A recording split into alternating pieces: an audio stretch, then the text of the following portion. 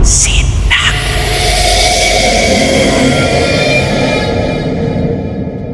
Magandang gabi sa lahat ng inyong mga solid Sindak Short Stories listener, lalong-lalo na sa inyo, Sir Red. Thank you in advance for having my story sa isang compilation katulad nito. With all due respect sa mga tinatawag na may third eye o yung merong regalong katulad nito. Skeptic at naiintriga talaga ako sa mga taong may ganito.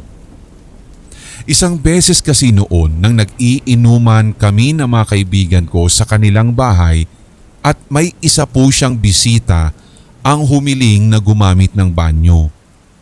So dahil masarap ang kwentuhan naming grupo, itinuro na lamang po nung kaibigan ko na may-ari ng bahay kung nasaan naroroon yung CR. Sa halip na sana ay i-guide niya ito patungo doon. Hanggang sa nung bumalik na yung kaibigan ng kaibigan ko doon sa circle ng aming inuman, yung isa namang kaibigan naman namin ang nakaramdam ng pagkaihi. So ni-remind or pinaalalahanan siya nitong naunang nag-CR sa pagsabing, "Uy, ingat ka lang doon sa paglalakad ha, baka matapakan mo yung mga natutulog doon." At bigla na lamang nanlaki ang mga mata ng aking kaibigan na may-ari ng bahay dahil sabi niya, sino yung mga natutulog na sinabi nung kaibigan niyang isa?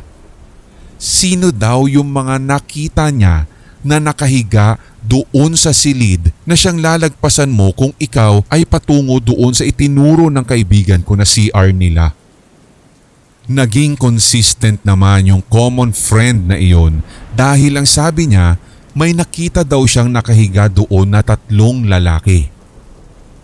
Natakot na lamang po kami lalo at inamin sa amin nung kaibigan namin na may-ari ng bahay na mag-isa lamang daw siya ng sandaling iyon at wala ang kanyang kuya. So kung naroroon man ang kuya niya, bakit sinabi nitong kaibigan niyang yun na 3 ang nakita niya na nakahiga sa kama sa silid na iyon? Mas lalo kaming kinilabutan, Sir Red, sa sinabi ng kaibigan namin na may-ari ng bahay na kung bakit daw niya kami niyaya na makipag-inuman o mag-inuman sa bahay nila ay dahil nga mag-isa lamang talaga siya ng panahong iyon. Ang kuya niya na sinasabi niya kanina ay uuwi pa daw ng next week. Wala rin naman na dito ang kanyang mga magulang dahil nasa ibang probinsya ang mga ito. Pagkabalik nung isang kaibigan namin na nag-CR na ikalawa, tinanong namin siya kung meron siyang nakita sa silid at sabi niya, wala. Doon na kami nagkatakutan, Sir Red, at hanggang sa natungo na ang aming kwentuhan sa mga kwentong kababalaghan at katatakutan. Hanggang sa nadinig ko na ang karanasan ng isa pang kaibigan namin. Tungkol naman daw ito sa doppelganger. Nagpakita ang kaibigan ko sa trabaho nila noon at dahil nga syempre lagi na rin siyang naroroon at nag-o-overtime ay nakakapagkwentuhan daw sila ng kung ano-ano. Hanggang sa may isang tao nga daw ang nakakita sa kanya sa may gawin ng kantina nila kaya iyon ang mas ikinakaba niya. Paano daw mangyayari na makikita siya sa kantina gayong marami siyang nirarush sa overtime nila at nanatili lamang daw po ito sa kanyang sariling cubicle? Tiniyak naman nung nakausap niya na siya yung nakita kanina doon sa kantin at sinabi pa ngang, "Oh, ang bilis mo namang nakaakyat." Nagsitindigan daw ang mga balahibo ng mga ito at hindi na lamang daw sila nag-focus sa kwentuhang katatakutan bagkus ay sa kani-kanila ng mga trabaho. May isa pang ang kwento na natatandaan ko, although maiksi lamang ito, Sir Red, at ito ay patungkol sa nagpapakitang kaluluwa ng kanilang katrabaho nang paminsan pa nga daw ay tumatambay pa sa body clock nila At ito nga daw ang nagdudulot ng pagka-late ng halos iba pa nilang katrabaho dahil sa takot. As in, nasa gilid lang daw talaga ng Bundy clock yung katrabaho nilang iyon na namatay na. Namatay daw ito dahil sa atake sa puso at siya pa nga po ay nadatnan na lamang na walang buhay sa kanya mismong cubicle. Kwento na lamang ng mga magkakatrabaho, maaaring hindi pa umano tanggap ng naturang katrabaho nila ang maagang pagyao. Maaaring marami pa itong unfinished business o kung hindi man, nananatili siya sa opisina nilang iyon dahil doon siya huling nakitang buhay. Nangyari po ito nung ako ay high school pa lamang taong 2007. Nagkataon kasi noon na magpa-practice po kami dahil meron po kaming task na isang dula-dulaan. Kaya't nag-decide ang grupo namin na binubuo ng 6 na katao na pumunta na lamang sa isang pribadong resort ng isa naming kaklase. Itago na lang po natin siya sa pangalang Ann. Ang sabi niya, maganda at malawak ang sinasabi niyang resort at sigurado daw makakapag-practice kami ng smooth. Very perfect daw talaga ang lugar na iyon para sa practice. So nagpunta na kami doon nung araw na nag-usap-usap kami. Kagigising lang nga ni Ann nung dumating kami. So pumunta kami sa resort which is katabi lang nung kanilang bahay. At pagkatapos, kailangan naming dumaan sa mga hagdan-hagdang bato pero hindi po kami natuloy sa rooftop dahil nakita namin na nakalock yung kinakalawang ng gate. Ang sabi pa nga ni Ann, dahil nga naalimpungatan siya sa pagdating namin at pupungas-pungas pa, ay nalimutan niyang dalhin yung susi. Kaya sabi niya, hintay na lamang daw namin siya doon sa may gawin ng gate na iyon at babalikan lamang niya ang susi. Hanggang sa nagkakatawanan na kami. Pinapractice na nga nung iba pa naming kasama yung mga litanya nila hanggang sa napatigil ako, Sir Red. May nakita kasi akong isang maitim na bata na sumisilip sa kaliwang bahagi ng gate nila. As in kitang-kita ko talaga, Sir Red.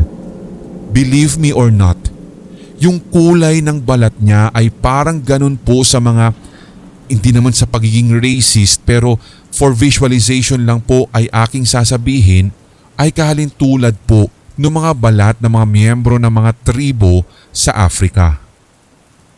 Ganon na ganon po yung nakita ko pero hindi po maliwanag o klaro ang detalye ng mukha niya. Hanggang sa bigla-bigla, tinayuan na po ako ng balahibo. Sa isip-isip ko, paano mangyayari iyon kung sarado yung gate? Wala namang sinasabi si Ann kung meron din bang nakatira o caretaker sa bahaging iyon at napaka-imposible dahil talaga si Red kung susumahin at akin pong tatantyahin. Parang nasa 4 na taong gulang lamang yung sumisilip-silip na bata. Pagkabalik ni Ann, tangan na ang susi ng gate. Mahina kong itinanong sa kanya, "May bata ba dito?" At sabi niya, "Bata? Wala. Kami-kami lang dito nila mami at daddy." At doon ko na kumpirma na may something strange talaga sa nakita ko pero hindi ko pa po kwento ng buo. Ni hindi nga din nagtanong si Ann kung bakit. And then fast forward, naging smooth naman talaga si Red yung practice namin. As in, maganda ang kinalabasan. Sa katunayan ay aliw na kami talaga, Sir Red, sapagkat almost perfect na ang performance namin. Hanggang sa napansin ko ang pagsilip na naman ng bata mula sa likod ng isa sa mga rebulto ng santo doon sa resort ng aking kaibigan. Bigla ako napasigaw at sabi naman ni Ann, "Uy, bakit?" Ngunit pinilit ko na lang na i-compose ang aking sarili sabay sabing, Wala. Naipit lang yung kamay ko. So lumipas ang oras. Nagpapaalamanan na kami. Tapos na ang aming practice. Ready na kami para sa aming performance kinabukasan. Isinasara na ni Ann ang gate ng rooftop kung saan kami nag-practice at nauna na ang iba pa naming mga kamiyembro. Agad na hinawakan ni Ann ang aking kamay at hinarap ako. Dire-diretsa niyang sinabing, "Alam ko kung ano yung nakita mo. Alam kong hindi lang yun biro. Hindi lang yun wala lang. Naniniwala ako sa'yo. Nakikita ko rin siya." Hindi ko nalang sinabi din sa mga kasama natin dahil baka magkatakutan kasi hindi na tayo makapag-practice. Pero atin-atin na lang to ha. Bago kasi mabenta sa mga magulang ko itong lugar na ito, apartment ang nakatirik dito. Ang kwento nila sa akin, dinemolish yung apartment complex na yun matapos siyang masunog noong 1990s. Ang balita ko ngayon may namatay dito. Natrap daw sila. Di ko alam kung masama o magandang pangitain ba yung nagpapakitang bata dito. Ang sabi, 3 daw silang namatay. Kasama yung mga magulang ng bata. Pero ang talagang lagi ko lang nakikita dito ay yung bata. Nakita mo bang parang sunog din yung balat niya? Now you know. Yan din yung dahilan kung bakit tinadtad na mga banal na figura ang kada sulok ng resort na ito para sana maitaboy sila. Atin-atin lang ha. Ramdam ko naman ang sinseridad sa sinabing iyon ni Ann hanggang sa naputol na ang aming masinsinang pag-uusap nang tawagin na kami ng aming mga kaklase. Kapag nga magpa-practice, marami pa rin nagsasuggest na doon sana ulit sa rooftop ni Ann pero sinabi kong sa iba na lang. Hindi na rin po muling naulit at hindi na rin po kami muling bumalik sa resort nilang iyon.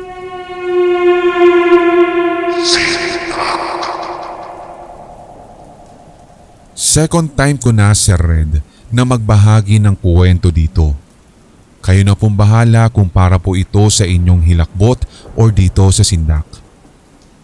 Speaking of second time, itong aking karanasan na ito ay yung second time na makakita ko ng isang nilalang sa bahay namin. Ang nilalang na tinutukoy ko ay isa pong parang bata na ang edad ay nasa 5 taong gulang. Lagi po siyang nakaputi na damit at ang itim talaga ng kanyang buhok at super lago. Yung first time ay last year. Nagkataon na nagbabasa at nagre-review po ako ng aking mga lessons sa room ng kapatid ko at nakabukas ng bahagya ang pinto. Doon po ay naaninagan ko ang pagdaan ng batang ito na katulad ng mga regular na mga bata na naglalaro at tumatakbo. As in dumaan siya sa hallway. Kung kaya bigla po ako napatigil sa pagre-review at tinignan ang master's bedroom. Doon ko po kasi siya nakita na pumasok at nadinig ko talaga, Sir Red, ang kanyang paghagik-gik. Siyempre, alam kong hindi iyon tao. Una, wala naman ng bata sa bahay. At ikalawa, wala pa naman din akong pamangkin at wala din kaming bisita nung time na yun. Sa sobrang gulat ko ay isinara ko talaga ang pinto at napa-Our Father at Hail Mary ako kahit hindi po ako Katoliko. Akala ko nga nung una baka pinagtitripan lang ako ng kapatid ko. Pero talagang hindi pwede. Hindi sasakto sa kahit na anong dahilan at naratibo dahil masyadong maliit yung nakita kong bata para maging siya. Hanggang sa second time, ito nang hapon. Kaya sinulat ko na lang ito agad, Sir Red, bago ko malimutan. Nakaupo ako sa kama noon at nakaharap doon sa bukas na pintuan. Sa same setting, same room. naaninagan ko na naman po ang nilalang na iyon. Yung bata na nanggaling sa kwarto ng kapatid ko at pumunta na naman sa master's bedroom. Doon si Red ay mas kinilabutan ako.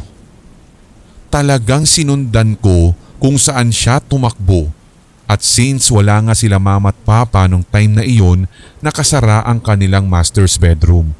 At doon ko nakita si Red kung paanong ganun-ganun na lang tumagos sa pintuang nakasarado ang bata na iyon.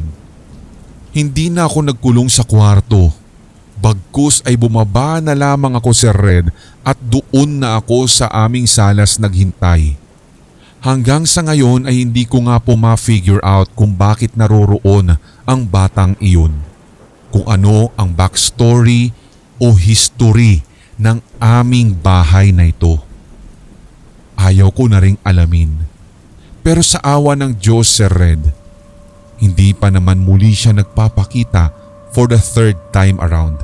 Dahil kung mangyayari man iyon, baka tatanungin ko na siya kung bakit siya naroroon. Mga kasindak, ibahagi ang iyong kasindak-sindak na karanasan sa ating email sindakstories2008@gmail.com o di kaya'y i-private message sa ating Facebook page Hilakbot TV Pinoy Horror Stories. Aabangan namin yan, kasindak. Tuloy-tuloy ang kwentuhan at takutan sa ating side channel Hilakbot TV. Mag-subscribe at i-hit ang notification bell para maging updated ka sa mga nakakahilakbot na kwentong aswang, multo, maligno at iba pa. Suportahan ang Pinoy Horror Community sa YouTube.